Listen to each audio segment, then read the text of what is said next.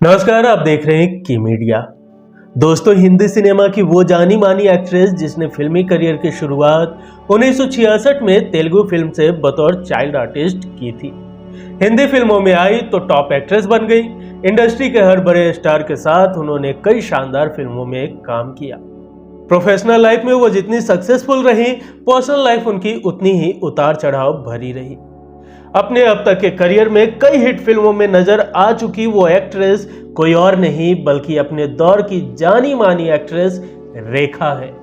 एक समय में अपने जमाने के सभी हिट एक्टर्स संग पर्दे पर रोमांस कर चुकी सिंगल रहने वाली रेखा ने अपनी जिंदगी में 2 बार शादी की, लेकिन असल जिंदगी में उन्हें प्यार कभी नसीब नहीं हो सका।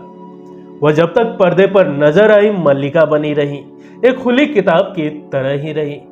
रेखा की जिंदगी का ऐसा कोई पन्ना नहीं है जो किसी से छुपा रहा हो। इनकी जिंदगी के कई राज के चर्चे अक्सर फिल्मी दुनिया में होते रहते हैं।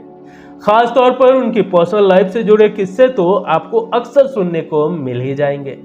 वह हमेशा सुर्खियों में बनी रहती हैं, फिर चाहे वह उनका अफेयर हो, उनका ट्रांसफॉर्मेशन हो या बात उनके लुक की हो। उनका हर राज दुनिया के सामने रहा है, फिर चाहे वह अमिताभ बच्चन से उनके मोहब्बत के किस्से ही क्यों ना हो।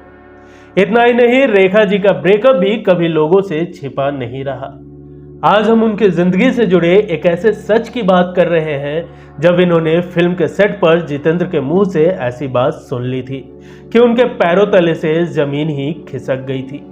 हालांकि जितेंद्र की उन बातों से रेखा इस तरह टूट गई थी कि उन्होंने बिना किसी से कुछ कहे ही जिंदगी का बड़ा अहम फैसला ले लिया था।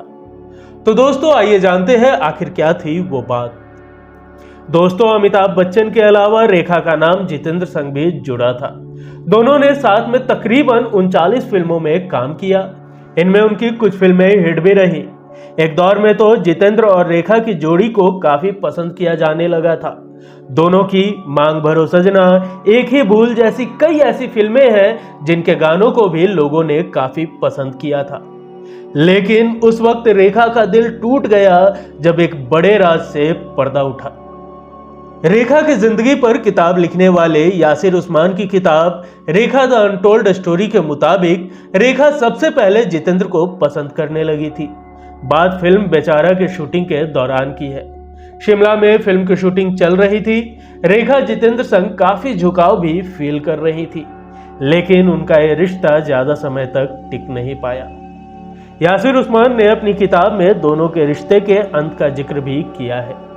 दरअसल एक बार रेखा ने जितेंद्र को जूनियर आर्टिस्ट से ये कहते हुए चुपके से सुन लिया था कि रेखा उनके लिए महज टाइम पास है। रेखा उनकी ये बात सुनकर बुरी तरह टूट गई थी और काफी देर तक मेकअप रूम में बैठी रोती रही। लेकिन सेट पर ही उन्होंने जिंदगी का बड़ा फैसला लिया और इस रिश्ते को खत्म करके उन्होंने मूव ऑन कर लिया और पूरी तरह फिल्मों में फोकस हो गई। और यही खत्म हो गया जितेंद्र के साथ रेखा जी के प्यार के परवानगी का सफर। तो दोस्तों, रेखा जी की कौन सी फिल्म आपको बेहद पसंद है, हमें कमेंट कर जरूर बताएं।